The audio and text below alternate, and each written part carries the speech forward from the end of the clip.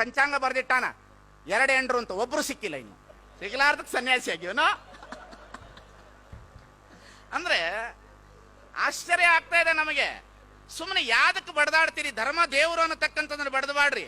ಸುಮ್ಮನೆ ಬೆಳಗ್ಗೆ ಎದ್ದೇಳ್ರಿ, ಜಳಕ ಮಾಡ್ರಿ, ನಿಮ್ ಯಾವ ನಂಬಿಕೆ ಇದೆ, ತಂದೆ ತಾಯಿಗಳನ್ನೇ ದೇವರು ಅಂತ ಒಂದಿಷ್ಟು ನಮಸ್ಕಾರ ಮಾಡ್ರಿ, ಚಲೋ ಕಾಯಕ ಮಾಡ್ರಿ, ಕಾಯ್ಕೊಂಡು ಬಂದಿರತಕ್ಕಂಥ ದುಡ್ಡನ್ನ ಪಡ್ಕೊಂಡು ಬನ್ರಿ, ಮಕ್ಕಳಿಗೆ ಶಿಕ್ಷಣ ಕೊಡ್ರಿ, ಮನೆ ಚಲೋ ಕಟ್ಕೊಳ್ರಿ, ಒಂದೊಳ್ಳೆ ಟಿವಿ ಇಟ್ಕೊಳ್ರಿ, ಚಲೋ ಪಿಕ್ಚರ್ ನೋಡ್ರಿ, ಪರಸ್ತ್ರೀಯರನ್ನ ಮುಟ್ಟಬೇಡ್ರಿ, ಪರ ದೈವದ ಕಡೆಗೆ ಹೋಗಬೇಡ್ರಿ, ಹೆಚ್ಚು ವ್ಯಸನಗಳಿಂದ ದೂರ ಆಗ್ರಿ, ಮಕ್ಕಳಿಗೆ ಒಳ್ಳೆ ಶಿಕ್ಷಣ ಕೊಡ್ರಿ, ರಾತ್ರಿ ಕುತ್ಕೊಂಡು ಒಳ್ಳೆ ಪಿಕ್ಚರ್ ನೋಡ್ರಿ, ರಾತ್ರಿ 10 ಗಂಟೆ ಟಿವಿ ಆಫ್ ಮಾಡಿ ಮಲ್ಕೊಳ್ರಿ, ಬೆಳಿಗ್ಗೆ ಜೀವ ಇದ್ರೆ ಎದ್ದೇಳ್ರಿ, ಸತ್ರೆ ಮಣ್ಣಾಗ್ರಿ, ಮುಗಿದೋಯ್ತು. ನನಗಂತೂ ತಿಳಿಯೋಲ್ದಪ್ಪ. ಹೋಗಕತ್ತಾರ ಜನ.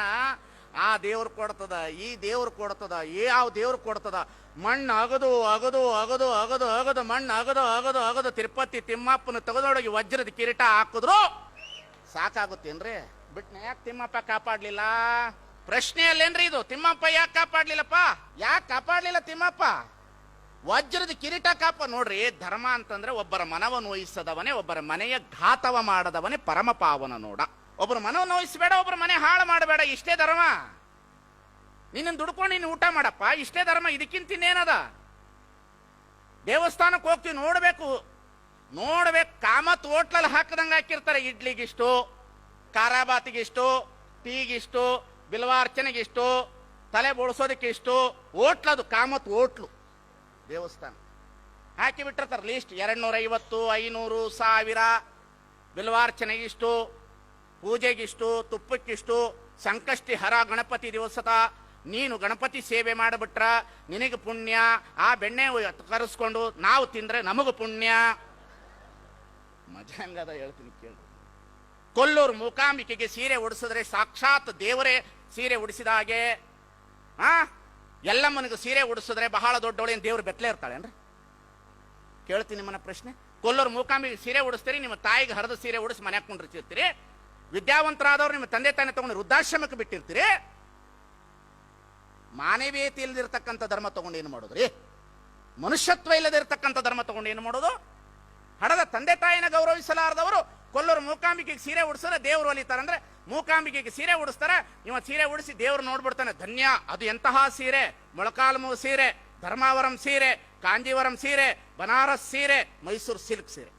ಇದನ್ನೇ ಉಡಿಸ್ಬೇಕ್ರಿ ಆಕೆಗೆ, ಬೇರೆ ಉಡ್ಸಂಗಿಲ್ರಿ. ರಂಜಾನ್ ದರ್ಗವ್ರ ಆಕೆ ಕಾಟನ್ ಗೀಟನ್ ಉಡಲ್ರಿ ಕೊಲ್ಲೂರು ಮೂಕಾಂಬಿಕೆ. ಆಕೆ ಹೈ ಕ್ವಾಲಿಟಿ ದೇವತೆ ರೀ. ಆಕೆ ಸ್ಟ್ಯಾಂಡರ್ಡ್ ITBT ದೇವ್ರತವಳು. ಅವಳಿಗೆ ಆ ಸೀರೆ ಉಡಿಸ್ಬಿಟ್ರೆ ಪುಣ್ಯ ಅಂತ ಇವನು ಹೇಳ್ಬಿಡ್ತಾನ. ನೀವು ಹೋಗ್ಬಿಟ್ಟು ಸೀರೆ ಉಡಿಸಿ ಹೊರಗಡೆ ಬರ್ತೀರಿ, ಊಟದ ಮೇಲೆ ಮಾರನೇ ದಿವಸ ಪೂಜಾರಿ ಹೆಂಡತಿ ಉಟ್ಕೊಂಡು ಹೋಗ್ತಾ ಇರ್ತಾಳೆ. ಮನುಷ್ಯನಿಗೆ ಅರಿವು ಬರ್ಬೇಕ್ರಿ. ಮನುಷ್ಯನಿಗೆ ಅರಿವಿನ ಪ್ರಜ್ಞೆ ಕೊರತೆ ಇದೆ.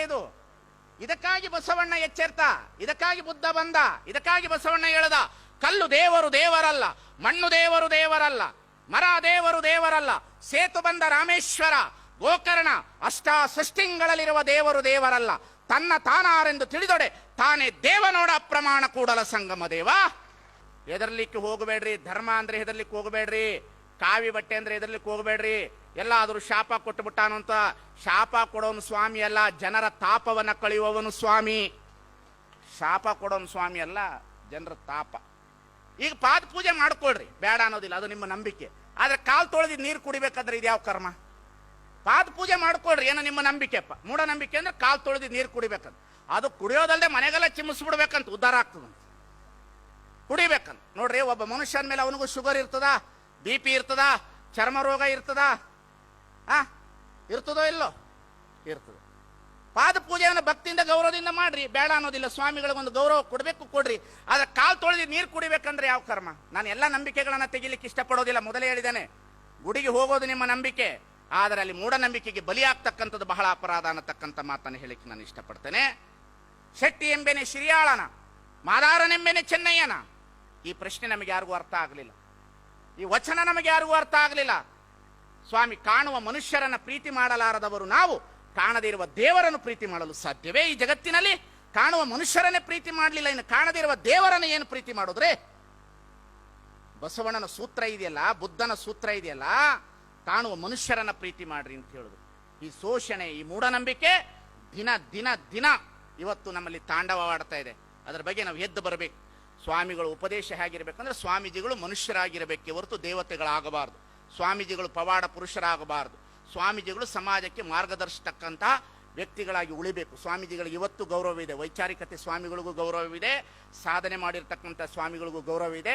ಆದರೆ ನಮ್ಮಂತಹ ಸ್ವಾಮಿಗಳು ಸಮಾಜವನ್ನು ಶೋಷಣೆ ಮಾಡುವುದನ್ನು ಬಿಡಬೇಕು, ಮೂಢನಂಬಿಕೆಯಿಂದ ಹೊರಗಡೆ ತರಬೇಕು, ಅವರನ್ನ ಒಳ್ಳೆಯ ಜ್ಞಾನವನ್ನು ಕೊಡಬೇಕು.